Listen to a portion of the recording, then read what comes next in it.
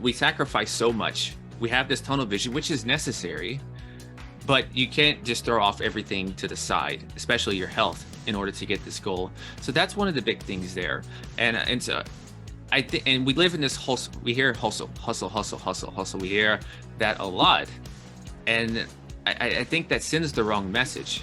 In terms of, we're not saying that you have to have this nice, perfect balance. Balance is very individualistic, but we are saying that without your health, this business, you really can't enjoy the fruits of your labor, because you're having to buy back your health, and then a lot of times this is taking energy away from your family or your relationships. And I wanted a world, and I envision a world, and I don't see why, and it's possible, to where you can have these two things coexist with each other. And in fact, by taking better care of your health, you're actually going to be a better entrepreneur, a better business leader, a better partner, a better spouse, a better parent. All these things magnify and expand because of that.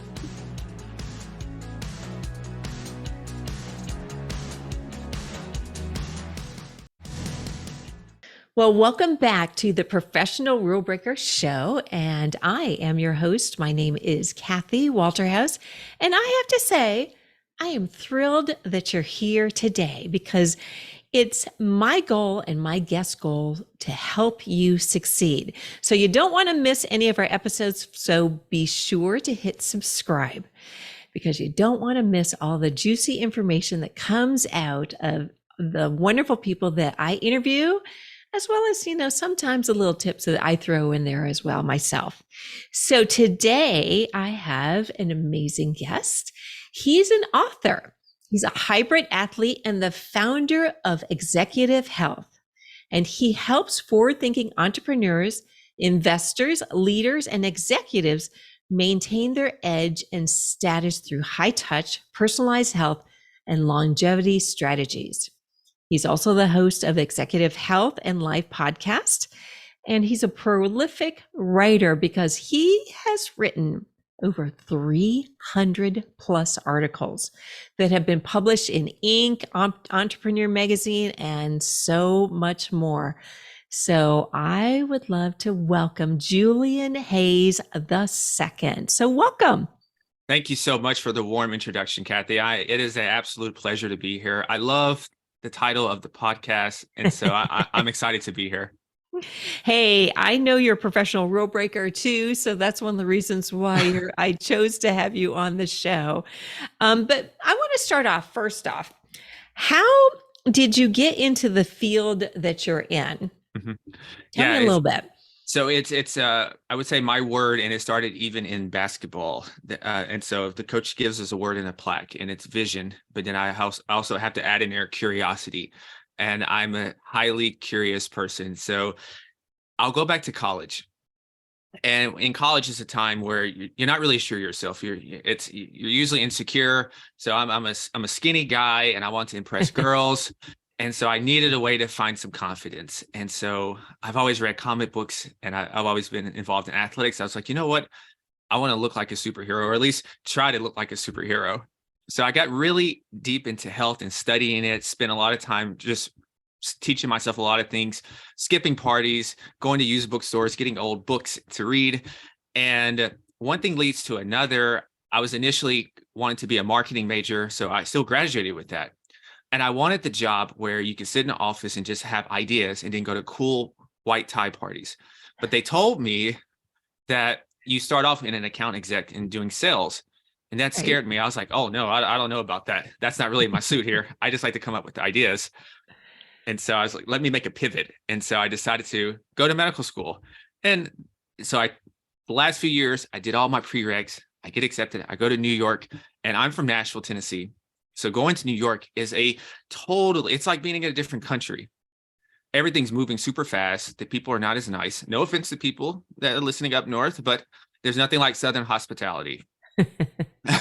We love our New Yorkers, so don't get offended. Oh, I love New York. The energy in New York is unparalleled. It's oh my goodness, it's so good. I still miss it to this day. But when I was up in New York, you meet all sorts of people. A lot of times these people have big dreams. They're going to get a Tony Award. They're trying to get to Broadway. They're producing the next great screenplay. They're building an awesome company. And there was one thing lacking the whole time with me, and that was actually passion. See, school was easy for me. You go, you take a test, and that's it. You rinse and repeat. Read some things, take a test, and that's it. It's easy. But I wasn't necessarily passionate about it. And so I had a conversation with this girl, and she's combining not only what she loves, but she's combining it to making a career out of it. And I was like, wow, that sounds really cool. So I really love health, but I didn't necessarily love the idea of being a surgeon. I knew it would be comfortable and there's a guaranteed outcome for me. And so I just decided not to go back after that first year and just figure my way out to do something involved in health. Now, I didn't start what I'm doing now. Worked at a call center for a part-time job while personal training, getting paid very little. And over But you're time, probably learning a lot, right? The bumps in the road, yeah, I think you learn a lot. you did, and you learned, and I did this throughout college and stuff, everything. But I was learning, and actually, I left too early, actually, because there's a pivotal thing I didn't learn, and that was actually sales and how to actually talk to people. I just knew a bunch of information, but people don't want me just to recite information to them. That's one stage, but that's skipping steps initially, and so over time, I get curious about health and really taking myself to another level and seeing what else is out there. Different family members get sick, and I start learning about genetics, epigenetics. I get into all this health tech, this different biohacking, and all these cool things that I experiment on myself. I always wanted to write. My best friend helped me learn how to write because my grammar and everything, and I spoke like a scientist at first. It was very proper. No one wanted to read it, so he helped me with that. And just over the course of time, I continually evolved into what I'm doing now. But it started with just an idea. And then over time, through feedback, talking with people, testing things out. And I'm a sports fan. I'm a 76ers fan. And I've always wanted to be either a championship or a bust. So even if I had something going, but it was very mediocre, almost like being an 8 seed, I rather lose out and get in the draft, and then so I can try to get number 1 pick and get a championship. And that's kind of how I looked at my business and everything, is that I was doing okay, but there was something still missing. And I continually to refine that even till this day. It's interesting that you say that you are doing okay, but something's missing, because I think as entrepreneurs, we're always searching. How can we do something better? How can we do something different? And I think because we do that, we're able to hit success maybe a little bit easier, or we're able to really stand out in the crowd because we want to do something that's better or different. And it's not always the easiest route either.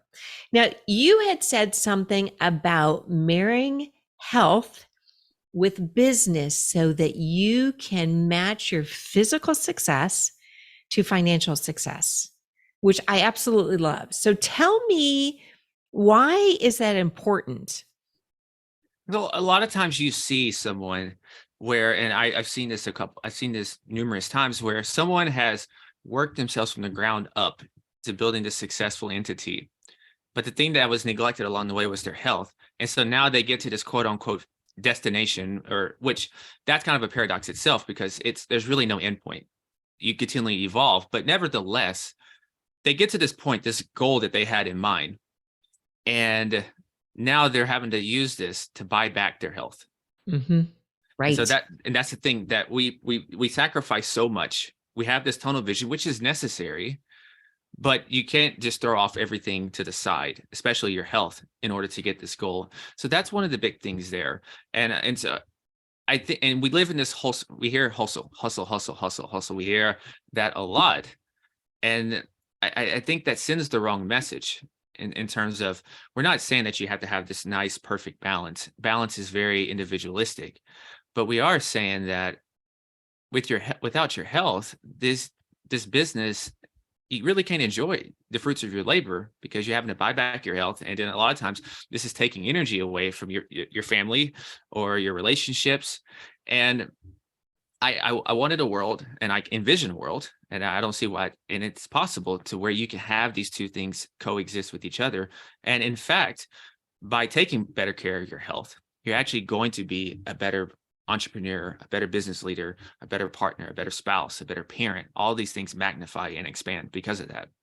I mean, I agree. I think if you take care of your health, you eat right, get enough sleep, and then work out, I think you perform better. I know for me, I always go and I work out early in the morning. That's the first thing that I do. And on the days that I happen to skip, I'm dragging, I'm not as focused. I don't know, the day just doesn't go as well. I'm not as productive. I don't do all the things that I want to do. So I think spending that little bit of time working out and having a really good workout, it just seems to make such a big difference. So what do you say to those people that say that they don't have time, or, and this is kind of a little bit of an offshoot of, people that say, I don't have time. Sometimes in the business world, there's kind of a little bit of a status thing that comes from who can get to work earlier. Mhm. I mean, there are some people that get to work at 4:30 in the morning because they want to be the first one in the building in the morning. And then they still stay until late and they go home, they're exhausted and they're going to have to rinse and repeat for the next day. I mean, what do you say to folks like that to get them kind of off of that? I would almost say it's like what is it? Like a mice treadmill, Mhm. that you're just going and going and going and going. Yeah, the first thing I would say is there are absolutely times in our business and cycle where it is all hands on deck time. Yeah, absolutely. There's a season for that. Even in that season, when that happens, I almost think then you go into more like a quote unquote maintenance mode with your health. So you're still taking care of your health, but maybe maybe this is not the season to train for a marathon or anything like that. Right. So you're probably not going to do that in that season, but you're still going to at least do the bare amount to keep yourself going. So that's part of the answer. Now, the next part is this person that's continually doing this. I want to see this person, say, goes in at 5 a.m. Say the other person comes in at 8 a.m. What's the actual results looking like? So Good how's this? point. Yeah. So how's this person looking in terms of his efficiency and his effectiveness? Because there's a lot of times you can work for 10 hours, but what are you getting done in 10 hours? Because a lot of times it's the Parkinson's law. I know for me, the more I give myself time to do a certain task, it's going to take all that time.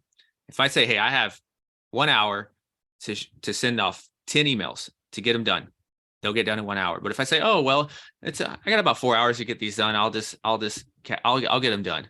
It's going to take all of 4 hours to do the same 10. And so that's the one thing I want to look at is that person's, their output and see what the quality of that is.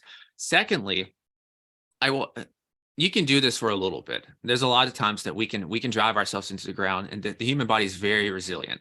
It's very resilient. But I want to see how this person's looking long term. Because a lot of times we don't, if you think about an investor, one of the things is just that if you look at the big picture, you're usually not going to get swayed too much by what happens this week. If something goes down maybe 5% or so, you're generally not going to be too thrown off by that because you got the big picture in mind. But a lot of times we don't look at our health that way, and we don't look at our careers that way. We're very in the moment. And so that times where we chase the short-term pleasures, the short-term wins, what we're doing inherently is sacrificing the actual long-term wins, the long-term plan. It's essentially like a basketball team. We'll go back to sports again. You're trying, or we can look at this as a war. You're trying to win a battle, but you're not thinking about winning the actual war.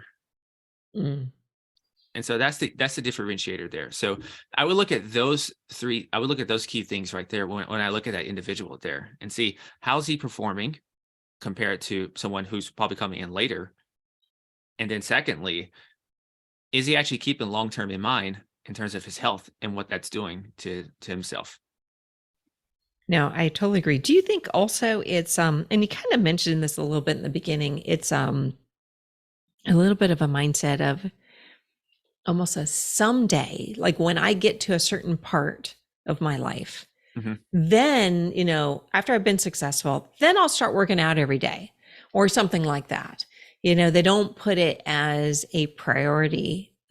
So how can you convince somebody to take their health and make it a priority before, many, many years go down Hmm. the road? Yeah, unfortunately, as humans, we're kind of stubborn, and You think? usually, usually the thing that teaches us the most is pain, and having some kind of moment teaches. For me, fortunately and unfortunately, I grew up in a background where I saw the cost of not having your health and what that did, not only just from that person's physical standpoint, but what it did emotionally to everyone as well. So I had this lesson ingrained for me from a very young age. Most people, which fortunately do not have to experience that. And then I also did volunteering in hospitals. And so I got to see this early on. So a lot of times we don't really, the general person doesn't really get to expose themselves. They might hear about something, just like you might see something on the news, but it's like, okay, this happened. That's unfortunate. But you don't really think that, hey, this could happen to me or anything. So I think that's one big thing, because with your health, you can go you can go a long time without exercising or anything, and you're not going to feel anything, because these things are like a small crack in the dam. The dam's not going to overflow just immediately, but over time it's going to do that. So it has to essentially rewire that person's mindset. And one thing I like to do when I'm talking to someone is find out what motivates them.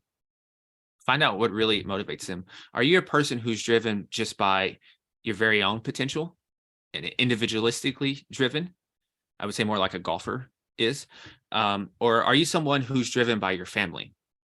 Are you someone who's thinking about your kids and those things? So, and I say that because if you can find what you're motivated by, you're going to be able to get yourself into action much easier, and you're going to be able to be consistent with it.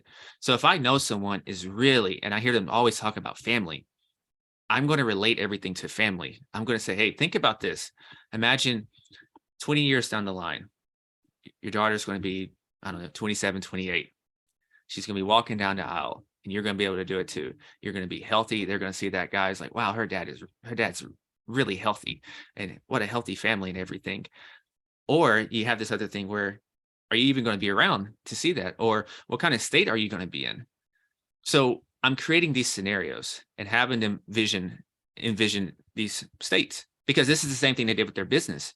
When they're at the very day one of their business, they imagine that day, 1,000 days later, 2,000 days later, of what this business will be, walking in an office, having these employees, having these people look at you as a leader, and et cetera, and et cetera.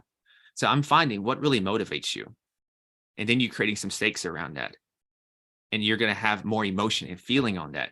So you're not saying, oh, I guess I got to go exercise. So you're like, no, I'm taking care of my body. I'm eating healthy because, people are depending on me. I'm going to be there for these people. And so that's two different ways to look at it.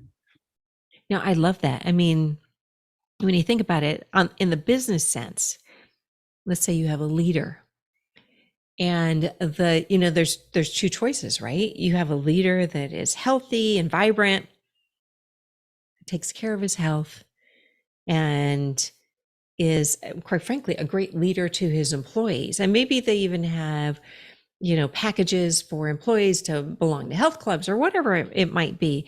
And then you got the other side where maybe the leader is not healthy. And I think it's almost like a trickle down, right? How do you Mhm. expect your employees to perform and to be healthy if you're not doing that? And it's the same thing. You can be the leader of your family. And if you have kids, you want your kids to be healthy.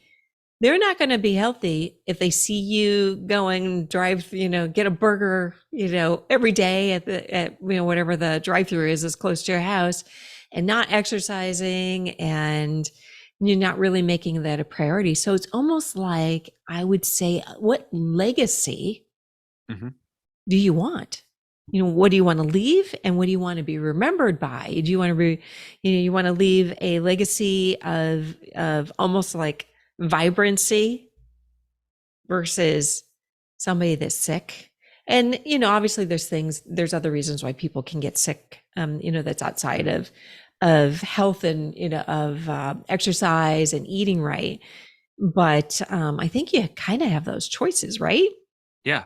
And another thing is, even if the person is very competitive in business, one of the key things in business is just simply to outlast your competition. You can have the same work It's ethic, so true. but just outlast your competition. And what better way to outlast your competition by taking better care of yourself? Because the standard model, the standard way we think about it is, as you get more trips around the sun, you chronologically get older, you're supposed to slow down. You're supposed to have all these other things. But what if you're the exception to that? Hmm. And you're moving just as good as you were 15 years ago? And you brought up such a good point with leaders. I've done a few corporate wellness things where I go in and talk and do a presentation. And, I mentioned when we do feedback later that this is not as effective as it should be, because the very leaders are not even in the room. So it's almost like a chore for the people, because people get the cue from the leader. If the leader slacks off, everyone else is going to slack off because they take things from him. So and so you would never say that if you were looking in sales. But when we think about our health, we don't put these two and two together. So that's why one thing is, for people who are successful in business already, the same principles apply to your health. And the good news is, you're going to see results sooner than you would in business, because there's a lot of things in business that you can be doing the right things day in and day out, and you're going to have no results to show for it for a long time. Whereas with health, you keep doing the right behaviors for a certain period of time, you're going to notice the results way sooner than you would in terms of the business world. Yeah, that's absolutely true. And yeah, because when you start, behaving, I would just say, I'll just say this: when you start behaving healthy, Mhm. right, you do all the right things, you're going to see it because it gives you a lot of energy. You may not need that cup of coffee, or, you see, like for me, I think I have more energy now than I did. And I had a lot of energy when I was younger, but I Mhm. think now I even have more energy than what I used to. And I can definitely outlast people that are younger than, than I am. Yeah. And I think it's because I've made it a point, to live a healthy lifestyle. And I've been fortunate enough to be able to do that. So let's talk about sleep, because again, that's something that a lot of business people skimp on, because they're flying, somewhere, you're traveling, you have meetings, you have presentations that you have to do.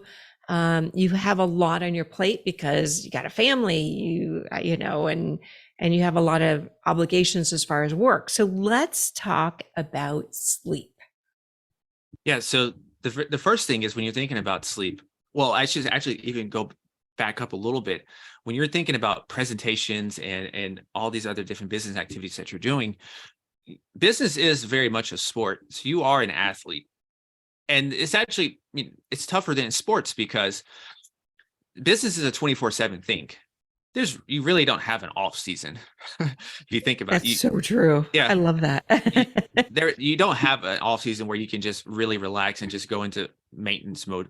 Maybe later on you can maybe have more delegation, but you're still very much involved in it. You very much still have it in the back of your head when you go to sleep every night and then wake up in the morning again. So business is a 24/7 thing. So you're an athlete. So first of all, so knowing that you're an athlete, anytime you hear an athlete talk, one of the things they always talk about is recovery, regeneration, rejuvenation. You hear those words a lot. You can go, go, go, go, go. But if you don't take the time to hit the brakes and rest, you're going to burn out. You're going to wear yourself down. And then, going back to what we said earlier, you're not going to be able to outlast your competition. And so, thinking about sleep, every facet of our lives is connected with sleep, from our emotional intelligence, from our decision making in the boardroom, decision making even in the kitchen, when it comes to impulse, afternoon hungers, where we just grab what's convenient, because sleep is affecting our brain chemistry. We have an amygdala, we have a prefrontal cortex. There's a lot of other areas in the brain. But if you think about just those two areas, one is dealing with logic and reasoning, one is more emotions and impulses. So when you have this imbalance of sleep over a period of time, a couple of nights, no biggie. Yeah.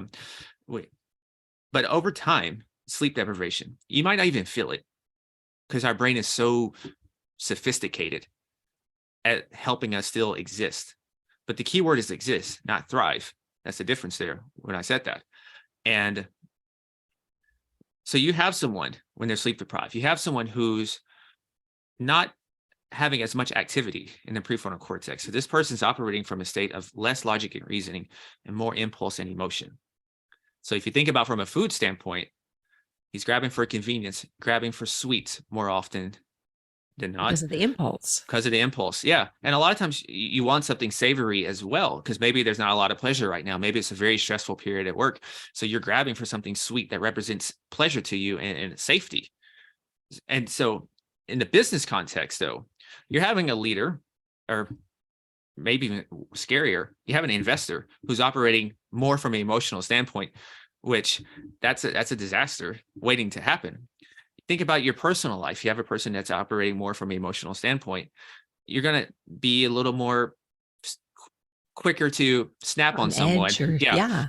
I think a lot of the relationships in the world, both professionally and personally, could be solved with more quality sleep if each individual got more quality sleep. I don't have a reason. I haven't heard that before, but it makes sense. I just think people are very cranky a lot of times, and they're very cranky. But we have, well, like I said, going back to the professional thing, you're having someone who has their offsetting brain chemistry, and the last part of that is you're not being as charismatic and influential, and that's really a big part of being a leader, is just seeming assertive, seeming confident in yourself. And you're losing that when you don't have this, because you're dragged down from the day, and you're needing cups of coffee, or you're just grumpy.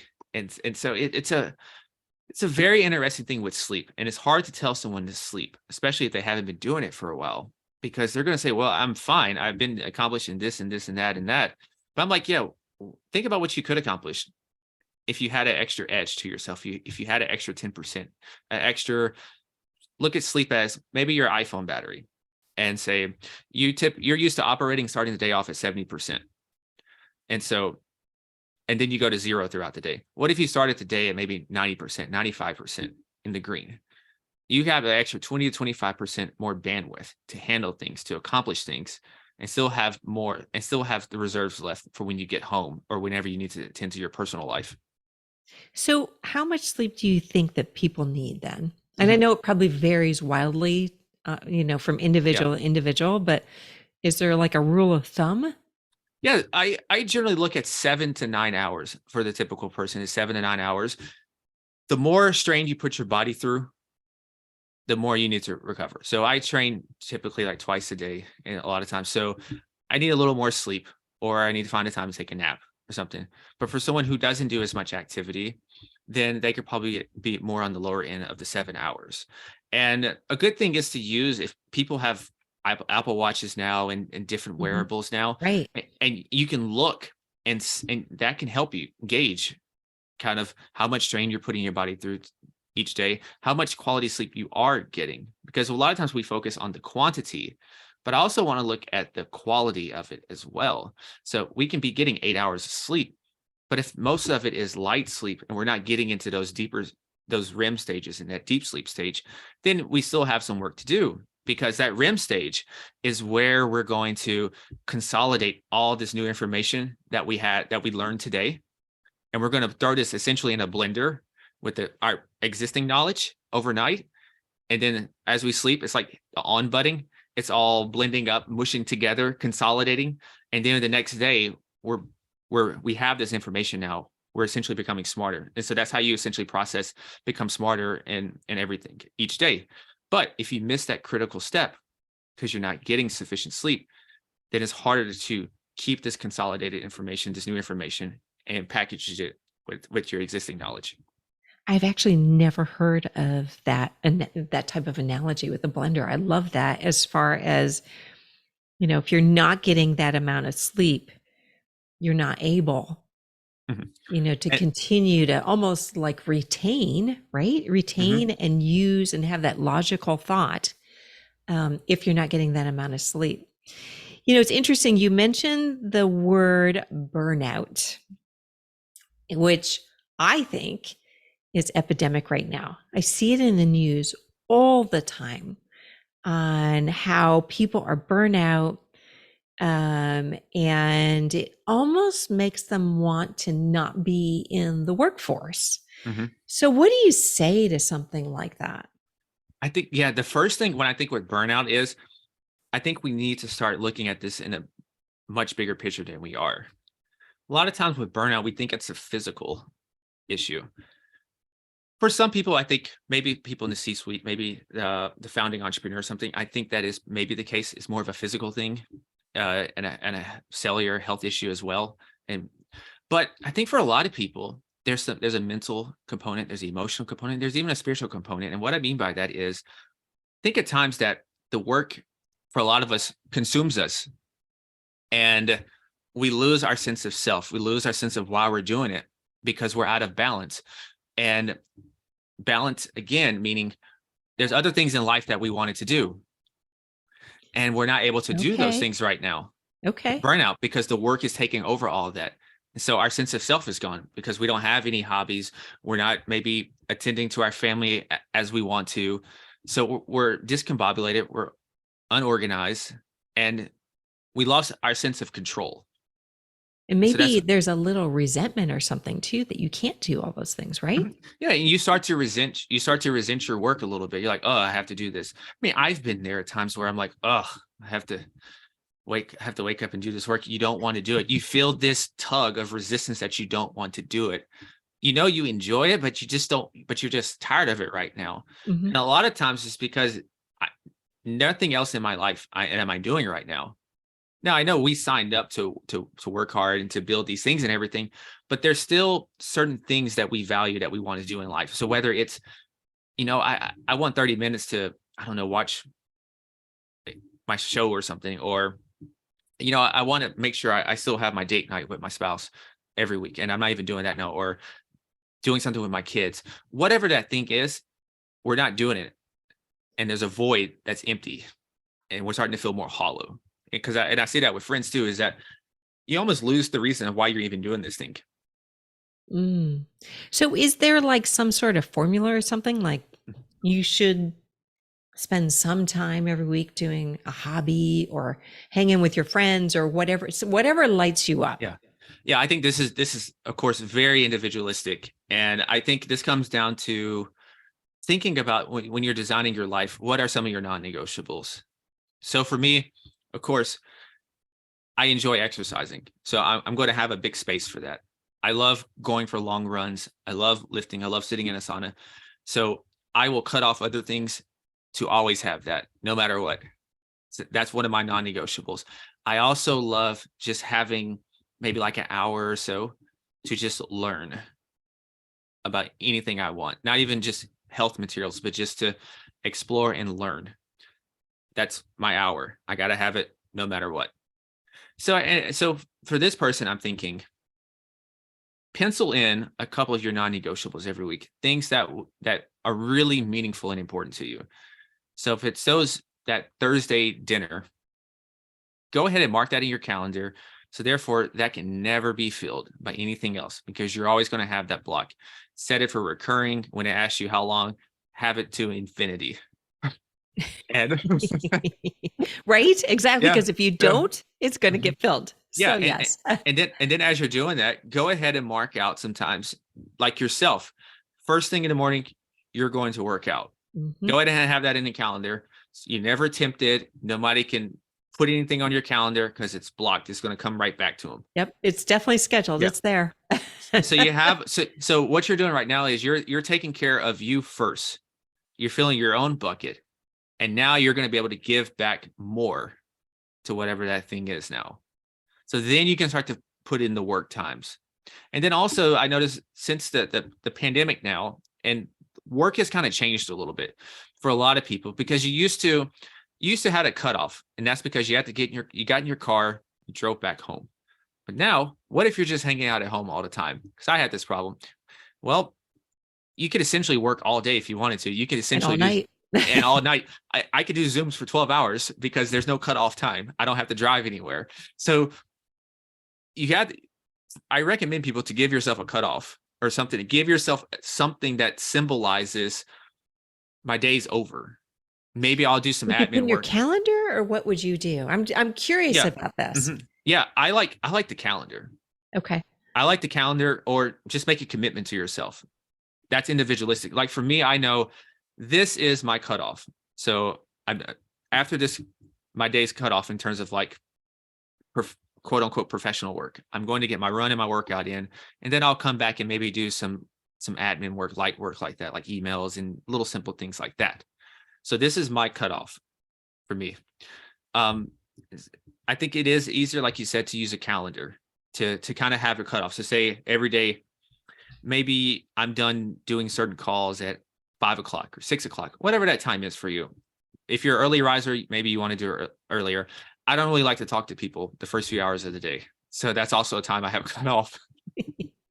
So I just know myself. I like to ease myself into the day. So I like to read and have my tea, have my breakfast and everything, and then hit the ground running.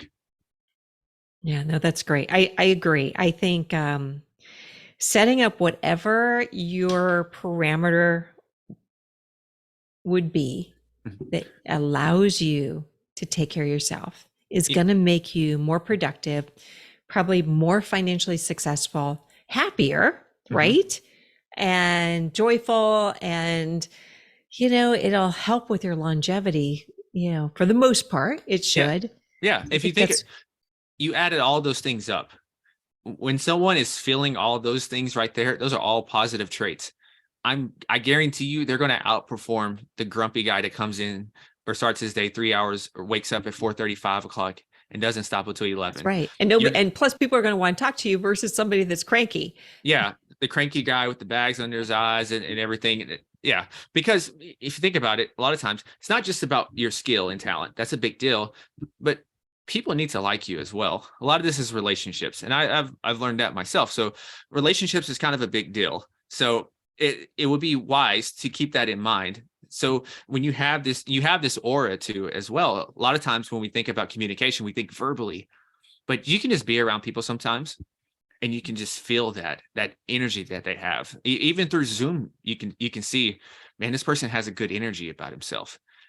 And that's attractive, and that's going to help us in business as well. And then also just got to be a little bit of a rule breaker. That's right. I was going to ask you, so what makes you a rule breaker? So yeah. Yeah. So I think a couple of things. And so number one is I will question everything and challenge everything, even if that gets me in trouble. I did it as a kid, got me. And so me too. I got in trouble a lot as a kid for this, but it served me well. And I've stayed curious, and I've been willing to always take a few steps back if I need to, if I know, or if I have a very strong inkling that is going to help me propel me 10 to 15 steps forward in the future. Absolutely. Absolutely. Well, I have to say, it's been my pleasure having you on the show. Where can people find you? Yes, you're already listening to this fantastic podcast and leaving a review. And if you haven't, go ahead and do that. But go ahead and subscribe to mine as well. It's Executive Health and Life. And then my website is executivehealth.io. It's been a pleasure having you. And I have to say, for everyone out there that is either watching or listening when this podcast gets released, I want to remind you a couple of things that Julian said. Stay curious. And certainly take care of your health. Think about the legacy that you're leaving, because you are very special and you have something to offer in the world. And you can't do it if you're not taking care of yourself. So think again how special you are and what you can offer in the world, because there's a ripple effect out there. When you do good things and people see it, there's a huge ripple effect. So I want to thank Julian Hayes II for being on my podcast. It's really been a pleasure. Thank you so much for having me. I've enjoyed this conversation. So thank you. I have as well. Thanks, Julian.